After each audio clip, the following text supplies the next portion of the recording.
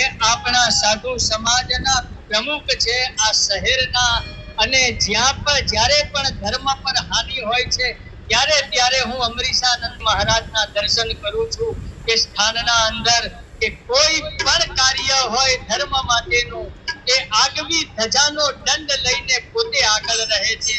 એવા શ્રી એમના સાથે પધાર્યા છે એવા શ્રી લક્ષ્મણ જ્યોતિ મહારાજને પણ ખૂબ ખૂબ વ્યાસપીઠ પરથી સાધુવાદ. અને આપણા સંસ્થાના પ્રમુખ શ્રી બળદેવભાઈ, શીતલભાઈ અને ચીનુભાઈ, સાધુ મહાત્મા માટે પરમાત્મા અવતાર લેતા હોય છે. વિપ્રધેનુ સુર સંત હિત લીન્હ મનુજય અવતાર. અને આજે આપણી જે ઓળખ છે પારાનું શિવલિંગ, આજે આપણા આખા ગુજરાતને એમણે ગાંડું કર્યું છે જ્યોતિ શિવલિંગના પાછળ. એવા અમારા ખૂબ લોક લાડીલા અને અમારા તો ચહિતા છે એવા બટુકગીરી બાપુ મહારાજને હું મારી વ્યાસપીઠ પરથી બે હાથ જોડી અને પરમાત્માને પ્રાર્થના કરું કે જે રીતે એમણે પણ ધર્મની ધજા ફહેરાવી છે એ જ રીતે ફરકતી રહે. કારણ કે ભારતના અંદર આ ધર્મની ધ્વજા ફરકતી રહેશે તો આખા વિશ્વમાં ધર્મની ધડકન ધબકતી રહેશે. હવે જે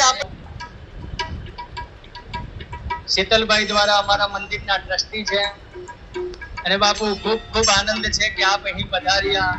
જે દિવસે પરમાત્માનું પ્રાગટ્ય હોય એ દિવસે સાધુ સંતો મહંતો મુખ્ય અતિથિઓ પધારે, જાણે કે ભગવાનને પણ એમને આશીર્વાદ આપવા હોય એ માટે એમને બોલાવ્યા હોય, તેડાવ્યા હોય. ત્યારબાદ લક્ષ્મણદાસજી મહારાજનું સ્વાગત થાય છે. તાળીઓના ગડગડાટથી એમને વધાવો. આ સાધુ મૂર્તિને આ હરતા ફરતા તીર્થ છે, તીર્થ સાધુઓને કીધા છે. એક તીર્થમાં તો આપણે જવું પડે, પણ આ હાલતું ચાલતું તીર્થ છે કે જે આપણા ધામે આવ્યું છે ચાલતા ચાલતા. તો ખૂબ ખૂબ વધાવો. અનિલભાઈને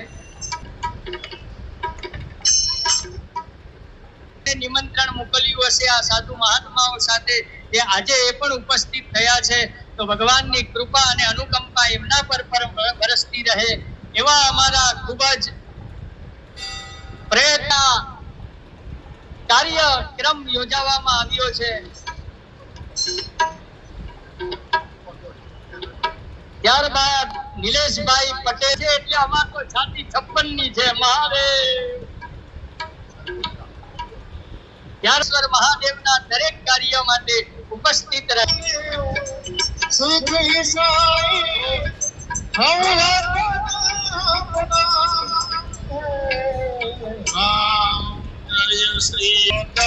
પ્રભુ જય શ્રી રાધા